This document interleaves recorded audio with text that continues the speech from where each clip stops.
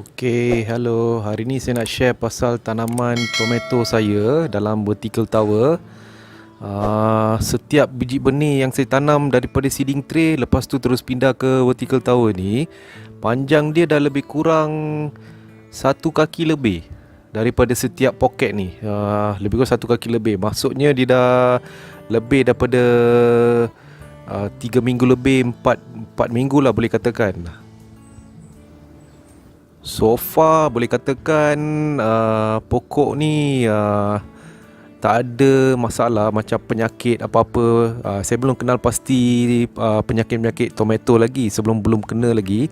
Tapi pada awalnya biasa kalau dia dah tumbuh lebih daripada 1 kaki, patut sebelum tu dah ada penyakit. Tapi cara saya tanam ni, walaupun dia dekat pipe PVC yang sempit-sempit ni, 4 inci punya pipe, tapi dia tak rasa macam ada apa-apa penyakit so far lah. So okey lah tu. Ada juga saya tanam cara hidroponik. So hidroponik pun tu daripada seeding tray saya pindah ke hidroponik. Hidroponik pun rasa macam berjaya juga. Dia tak ada masalah. Dia boleh dah lebih 1 kaki lebih. Hari tu saya patahkan, nak eksperimen lah, nak patahkan nak potong pucuk dia supaya ikut cara tanaman cili. Yang ni pun saya belajar melalui YouTube macam mana nak tanam pokok tomato. Tapi saya lebih boleh katakan pro sikit untuk tanam pokok cili lah, yang macam kat belakang dia ada 13 tower ni. Semua ni pokok cili. Itu memang dah okey lah. Tapi ini first time saya buat untuk tanaman tomato. Jadi saya try lah guna cara orang kata hidroponik, lepas tu dengan cara kokopit dalam vertical tower ni. Okey, nak katakan cara pembajaan yang saya gunakan, saya guna baja AB saja, tapi dengan cara sukatan yang rendah. Saya tak bagi macam isi 1.5 1.6, saya bagi macam 0.2 0.3 secara awal. Manalah tahu, belum test lagi kan. Jadi ini pasal eksperimen dalam tower. Biasa orang tanam dalam polybag yang 16 inci ataupun 14 inci, tapi saya tanam dalam tower ni, tak tahu dia akan berjaya ke tidak. Tapi so far dah lebih 1 kaki lebih pokok ni. Dulu saya tanam dekat pasu, tak pernah pun sampai 1 kaki lebih. Dia walaupun dia tumbuh, tapi tak secantik macam ni lah. Jadi yang ni so far macam okey saja. Tak ada masalah.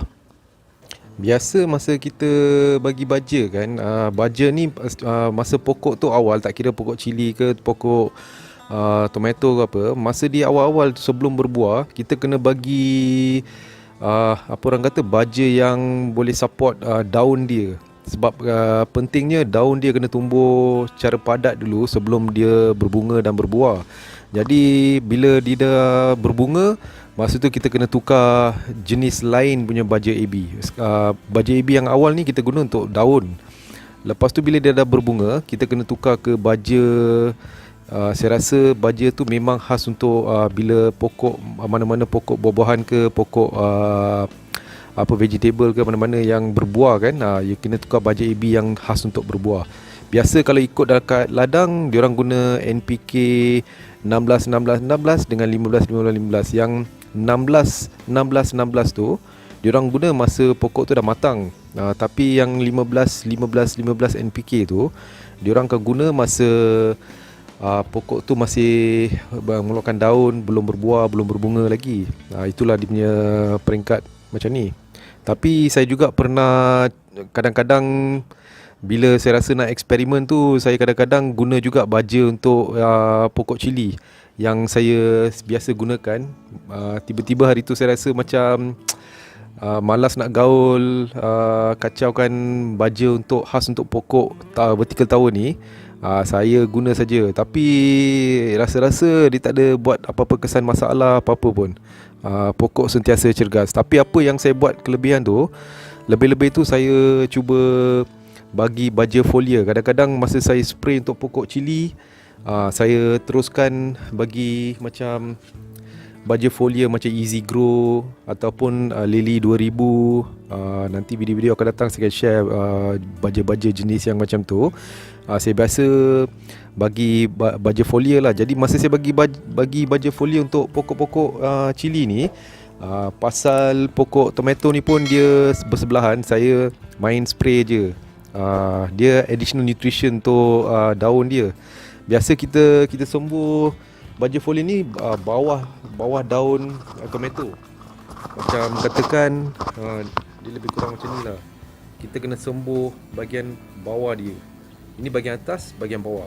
Sama juga pokok cili biasa kita sembur tu, kita kena sembur bahagian bawah, bukan bahagian atas. Atas pun boleh, tapi bahagian bawah dia ada liang-liang stomata yang biasa menyerap baja foliar dengan secara lebih, memang macam tu lah dia menyerap. Pasal tu lah fungsi dia kat sana. So saya akan update perkembangan pokok tomato ni. Manalah tahu sampai dia berbuah ke, atau kalau ada apa-apa masalah saya akan share juga. Kalau berjaya nanti saya akan share lah. Mana tahu siapa-siapa yang berminat tu boleh terus cuba cara macam ni. Okey, ini saja nak share untuk pokok tomato saya. Saya masa pokok tu awal sebelum berbunga dan berbuah, dia dah lebih 1 kaki lebih tinggi dia. Dalam vertical tahu saya gunakan baja NPK 15-15. Saya beli dekat Shopee ataupun Lazada, lupa. Tapi saya beli hari tu. Lepas tu saya letakkan 3-4 sendok tablespoon lah. Saya letak dalam botol mineral macam ni. Tapi dia akan cair lah, tapi dia akan mendap macam ni kat bawah. Jadi patut sebelum kita guna untuk pokok, kita kena gaulkan dia macam ni balik, goncangkan dia balik supaya disebati. Bila disebati, yang ni saya ingat saya letak dekat 4 sudu. Jadi bila dah gaul macam ni, ini just example sajalah. Patut kita kena letak macam 10 ml ke 20 ml dalam botol besar macam ni. Tapi saya nak tunjuk example saja, contoh. Jadi saya tuang sikit. Okey, tuang sikit macam ni pun. Ni air biasa.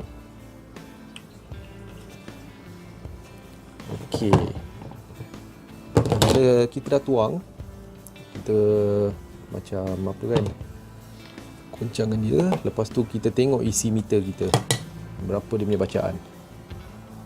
Okey, isi meter dia ni ada yang pertama tu TDS, Total Dissolved Solution, dengan isi tu sebelah tu electricity conductivity. Jadi saya pindah ke electricity conductivity, saya baca dia punya sukatan. Okey, dia tunjuk 1189. Lebih kurang 1189 ataupun biasa pokok ni perlukan masa dia umur dia macam 2 minggu, 3 minggu, kita patut letak 500. Tapi bila dah 1 kaki lebih, kita boleh letak macam 1200 isi. Macam tu lah kita buat sukatan. Bila kita dah buat sukatan macam tu, ini secara kecilan. Tapi kalau nak buat besar-besaran, kita letak macam botol 2 liter ni, kita tuang macam banyak ni, macam apa, ni 25 50 ml. Katakan dalam 50 ml, kita tuang dalam ni, nanti kita akan gaulkan dia, nanti dia akan sebati. Lepas tu bila kita baca isi meter, kita dah tahu. Kita boleh baca macam ni je lah. Lepas tu kita akan tahu dia punya sukatan lebih kurang 1200. Kita boleh tuang. Macam sekarang saya tunjuk contoh saya tuang kat pokok saya ni.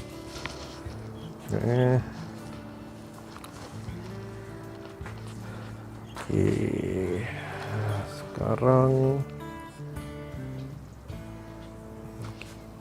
Sekarang saya tuang.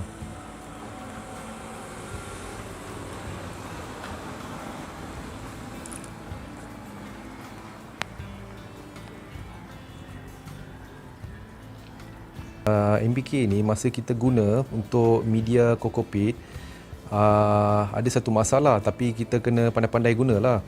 Kalau kita tak boleh terus letak biji dalam tu, asalkan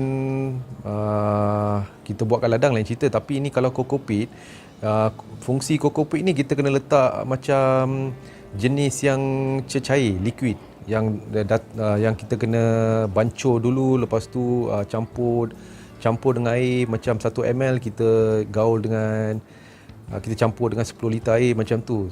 Dia padat macam tu, pekat dia. Tak disyorkan guna NPK. Tapi kalau kita pandai save duit, jaga baja, lepas tu tahu cara penggunaan, kita boleh jimatkan duit gunakan NPK untuk tanaman kita dalam kokopit. Jadi satu masalah yang saya bagi tahu tadi, cocoa peat ni dia macam penapis. Katakan kita buat teh, lepas tu kita nak tapis teh tu sebelum kita minum kan. Jadi kalau kita pakai NPK ni walaupun dia dah larut tadi dalam air, yang saya dah larut awal dulu, masa kita tuang kat atas ni, kat bahagian permukaan yang ni, dia akan tapis nutrien dia. Air kosong aja kemungkinan akan turun sampai bawah. Bila ke bawah tu nanti kita boleh tengok perkembangan pokok tu kadang-kadang salah satu pokok tu dia tak tinggi sangat. Tengok macam ni. Ini saya buat serentak dengan pokok lain, tapi pokok ni tak tinggi. Pasal kenapa?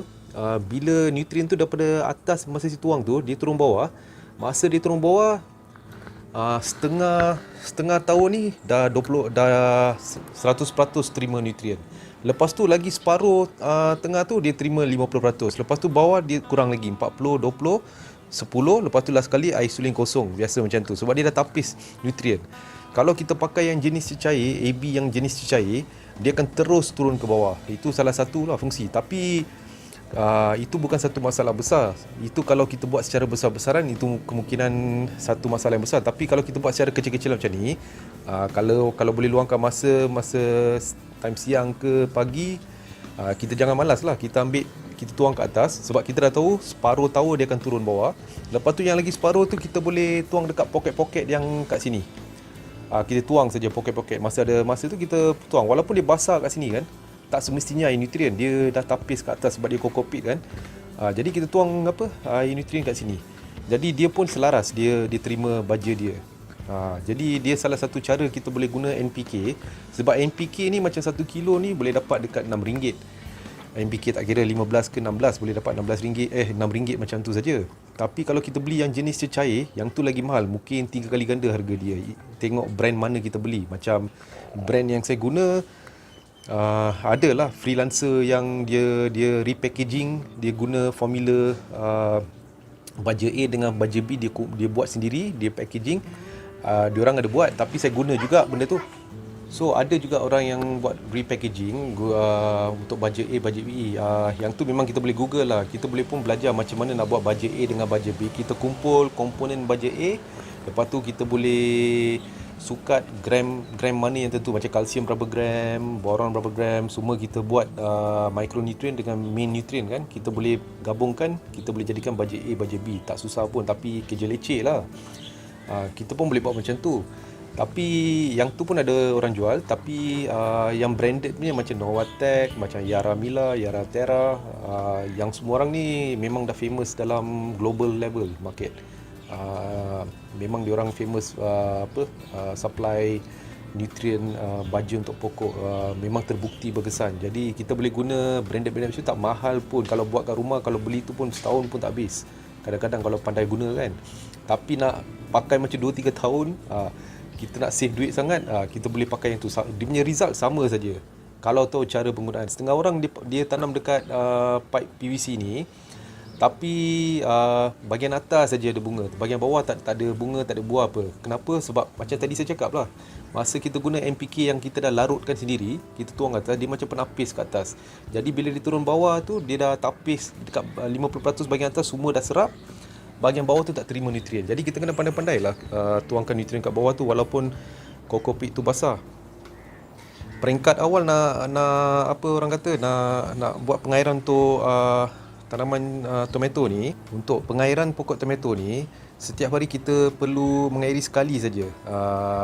Asalkan cocoa peat tu semua basah, ikut air baja. Lepas tu seminggu sekali pakai air biasa saja, supaya kita kena cucikan sistem dia. Buat macam tu pun cukup. Lama kelamaan kita kalau dah rasa pokok ni dah matang sikit, kita boleh buat secara fertigasi. Fertigasi yang saya cakap ni macam ni lah, pakai dripping system. Untuk pokok cili semua saya guna dripping system. Jadi kita boleh, yang ni tak mahal pun, satu set ada dekat 200, harga dia RM7, RM8 aja. Kita beli micro tube dengan 4mm punya tube, dengan dia punya connector, semua murah-murah saja. Kita beli pun tak pakai habisnya, boleh reuse back. Jadi kita buat dripping system, dia akan buat pengairan secara automatik lah, sehari 3 kali ke macam tu. Bila dah ada time berbuah ke apa, dia sendiri dia akan automate pengairan. Itu sajalah saya nak share. So Saya akan share perkembangan pokok tomato saya di masa akan datang. Jadi anything tolong share, like, comment, ataupun nak tanya apa-apa boleh tujukan dalam komen apa-apa soalan yang anda ada. Saya boleh share dalam cara tanaman dalam PVC pipe. Thank you.